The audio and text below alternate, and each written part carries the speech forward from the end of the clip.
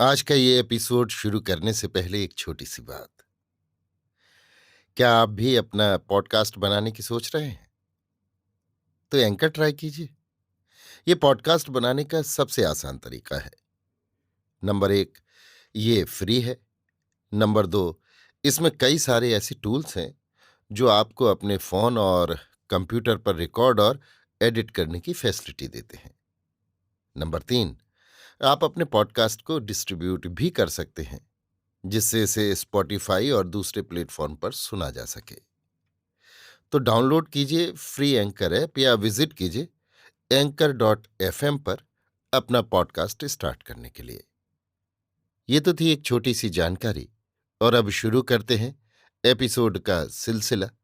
तो आज के एपिसोड में लीजिए सुनिए आचार्य चतुर्सेन शास्त्री के लिखे उपन्यास सोमनाथ के 14वें भाग कृष्ण स्वामी को मेरी यानी समीर गोस्वामी की आवाज में। कृष्ण स्वामी बड़े भारी तांत्रिक और मंत्रशास्त्री प्रसिद्ध थे। वे सोमनाथ महालय के अधिकारी थे, अतः अधिकारी जी के ही नाम से प्रसिद्ध थे, परंतु उनका अधिक समय मंत्र तंत्र की सिद्धि में ही जाता था। प्रसिद्ध था कि वो बहुत से भूत प्रेत बेतालों के स्वामी हैं तथा उन्हें कर्ण पिशाचिनी सिद्ध है। मारण मोहन उच्चाटन वशीकरण की सब विद्याएं वे जानते थे। स्वभाव उनका बहुत सौम्य और हंसमुख था, इससे लोग उनसे डरते न थे। उनसे पाटन के बहुत लोगों का काम निकलता था। अपने भूत प्रेत वेतालों की सहायता से वे बात की बात में लोगों के असाध्य काम कर डालते थे, उनके शत्रुओं का विनाश कर डालते थे। जिस पर उनका कोप छा जाता था उसकी खैर नहीं थी, या तो वो खून थूक थूक कर मर जाता या उन्मत्त हो जाता। कृष्ण स्वामी ज्योतिष विद्या में भी पारंगत थे। भूत भविष्य का सारा ज्ञान उन्हें था। पीला पीला स्वर्ण दंभ और चांदी का सिक्का उन्हें बहुत प्रिय था। सोना देकर उनसे भला बुरा सब कुछ कराया जा सकता था। बहुत से गरजू लोग उन्हें घेरे रहते थे। सोना भी खूब बरसता था। महालय से भी उन्हें उचित अनुचित बहुत आए थी। अधिकारी थे, बहुत अधिकार था उन्हें। सर्वज्ञ के बाद मंदिर के प्रबंध, आय व्यय व्यवस्था की सारी जिम्मेदारी कृष्ण स्वामी के ही ऊपर थी। लाभ के लिए उचित क्या और अनुचित क्या, इसकी चिंता कृष्ण स्वामी नहीं करते थे। बस लाभ होना चाहिए, यही एक उनके जीवन का प्रमुख ध्येय था। लाभ ही लाभ से उनके पास बहुत सा स्वर्ण भंडार एकत्र हो गया था। कृष्ण स्वामी की पत्नी का नाम था रमाबाई। रमाबाई बहुत भारी भरकम थी। एक कन्या रत्न को जन्म देकर फिर उनकी कोख सूख गई थी। कृष्ण स्वामी के मंत्र तंत्र भूत प्रेत कोई भी इस मामले में तरी न ला सके। रमाबाई का स्वभाव तीखा और उग्र था। रमाबाई की उग्रता के आगे कृष्ण स्वामी के भूत प्रेत वेताल सभी हार खाते थे। किसी की आन वो मानती न थी। कभी कभी तो वो खींचकर कृष्ण स्वामी को उन्हीं के मुंह पर पाखंडी कह देती थी। रमाबाई का शरीर एक गठरी सा तथा चाल हथनी के समान थी। पत्नी की चाल को देखकर कभी कभी कृष्ण स्वामी उन्हें गजगामनी कहकर बहुत लाड़ प्यार से लगी लिपटी ठिठोली किया करते थे। परंतु जब ये गजगामनी अपनी गोल गोल आंखें लट्ट की भांति घुमा घुमाकर कृष्ण स्वामी को घूर कर हुंकारती, तो वे झटपट ओम ह्रीं क्लीं चामुंडाय फट आदि मंत्र का जाप करने लगते। कृष्ण स्वामी की एक बाल विधवा पुत्री भी थी। उसका नाम था शोभना। शोभना शोभा की खान थी। आयु अभी उसकी केवल 17 वर्ष की ही थी।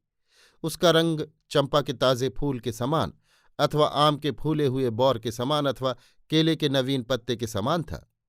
7वां वर्ष लगते ही अधर्म के भय से कृष्ण स्वामी ने लग्न शोध कर उसका विवाह कर दिया था। पर 8 वर्ष की आयु पूरी होने से प्रथम ही वो विधवा हो गई थी। विधवा होने पर भी वैधव्य की आन वो मानती न थी। वो हर समय खूब ठाट बाट का श्रृंगार किए रहती। आंखों में अंजन, दांतों में मिस्सी, बालों में ताजे फूलों का जूड़ा, पैरों में महावर, होठों में पान और हाथों में मेहंदी। 8 पहर आप उसकी धज में देख सकते थे। विधि निषेध करने पर, समझाने बुझाने पर वो सबकी सुनी अनसुनी करके नृत्य करने और हंसने लगती थी। उसे इस मुद्रा में देख कृष्ण स्वामी आंखों में पानी भर आने पर भी हंस पड़ते थे। पर रमाबाई क्रोध से अपनी गोल गोल आंखें खूब विस्तार में फैलाकर इधर उधर घुमाने लगती थी। शोभना को उसके पिता ने पढ़ाया लिखाया था। वो कुशाग्र बुद्धि थी। गुस्सा उसे भी खूब आता था। गुस्सा आने पर वो माता पिता किसी की भी आन नहीं मानती थी। सब मिलाकर वो एक सजीव कनक छुरी सी कामिनी थी। अथवा फूलों से लदी फदी एक डाल। रमाबाई शकुन, स्वप्न और सुहाग का बहुत विचार करती थी। शोभना उसकी इकलौती बेटी थी, ये तो ठीक है, पर विधवा होने के कारण वो प्रातःकाल उठते ही उसका मुंह देखना अशुभ समझती थी। वो अपने सुहाग का जब श्रृंगार करती तब भी वो विधवा का दर्शन नहीं करना चाहती थी, पर शोभना जैसे उसे चिढ़ाने के लिए उसकी आंखों के आगे आ ही जाती थी। माँ के क्रोध फटकार पर वो मुंह चढ़ाकर भाग जाती थी। वो कहती थी, मुझे जब न देखना चाहो तो आंखें बंद कर लिया करो। अब प्रसंग आने पर अनुपस्थित बात भी कहनी पड़ी। बहुत दिन हुए कृष्ण स्वामी ने एक शूद्रा दासी को मोल खरीदा था। दासी युवती और सुंदरी थी, सस्ती मिल गई थी। रमाबाई के लिए ही दासी खरीदी गई थी, पर रमाबाई उस दासी पर बहुत कड़ी दृष्टि रखती थी। कृष्ण स्वामी जिस दिन उस पर कुछ कृपा दृष्टि करते उस दिन उसे आहार भोजन मिलना भी दूभर हो जाता था। कृष्ण स्वामी कभी बहुत छिपाकर भी बड़ी सावधानी से उस दासी की ओर देखकर हंसते या मुस्कुराते तो वो भी रमाबाई की गोल गोल आंखों से छिपता नहीं था। उस मुस्कुराने का सांगोपांग मूल कारण रमाबाई को बताए बिना कृष्ण स्वामी का छुटकारा न था। कृष्ण स्वामी कभी कभी इस दासी से सेवा कराते और रमाबाई उसे देख पाती तो उसका झोंटा पकड़कर सारे घर में घुमाती, परंतु बहुत यत्न करने, संभाल करने, कड़ी दृष्टि रखने पर भी न जाने कब कैसे उस शूद्रा दासी को गर्भ रह गया। बहुत तूम तड़ाम करने पर भी वो गर्भ गिराया नहीं गया। दासी ने एक सुंदर पुत्र रत्न को जन्म दिया। उसी समय पुत्री शोभना का जन्म हुआ।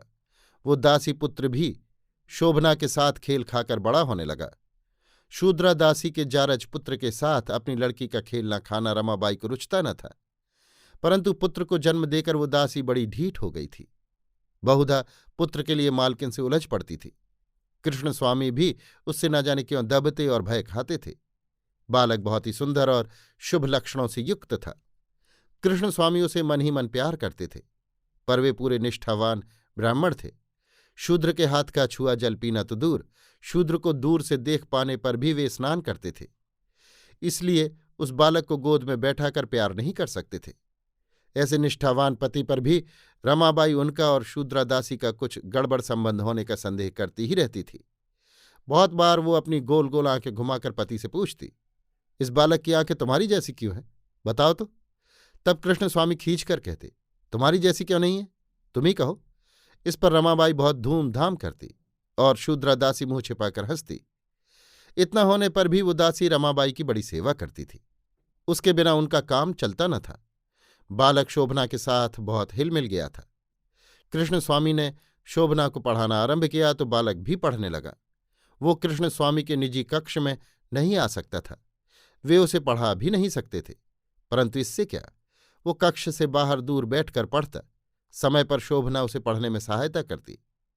बालक बुद्धि का चैतन्य और कुशाग्र था। शोभना उसके बिना क्षण भर भी नहीं रह सकती थी। माता पिता का कोई आदेश न मान वो सदा उसकी सुख सुविधा का ध्यान रखती, अपना आहार उसे खिलाती। बाद में शोभना का ब्याह हुआ, वो विधवा हुई तो ये बालक उसका और भी सहारा हो गया। शोभना ने जाना भी नहीं कि वैधव्य क्या है। रमाबाई को पुत्री के साथ उस दासी पुत्र की इतनी घनिष्ठता रुचती न थी, पर शोभना निषेध करने पर रो रोकर घर भर देती, रूठती। बाल विधवा पुत्री के दुख का विचार कर रमाबाई तरह दे जाती। दिन बीतते चले गए और शोभना और वो दासी पुत्र धीरे धीरे यौवन की देहरी पर आ पहुंचे। अवसर पाकर भगवान कुसुमायुध ने दोनों के मन में छूमंतर कर दिया तो दोनों परस्पर प्रगाढ़ प्रेम में आसक्त हो गए। इसी समय अचानक वो दासी मर गई। इस दुख पर दोनों ने संयुक्त आंसू बहाए। शोभना अब और भी अधिक उसे प्यार करने लगी। रमादेवी की आंखों से ये प्यार का लेन देन छिपा नहीं रहा। उसने दोनों की घनिष्ठता में बाधा उपस्थित की। उसने पुत्री की ताड़ना की और बालक की भी। ताड़ना बहुत बढ़ गई और अंत में असह्य हो गई। बालक घर से बाहर रहने लगा। इन दिनों प्रभास में एक दंडी बाबा रहते थे। बाबा बहुत बूढ़े थे। वे व्याकरण, ज्योतिष और दर्शन के भारी पंडित थे।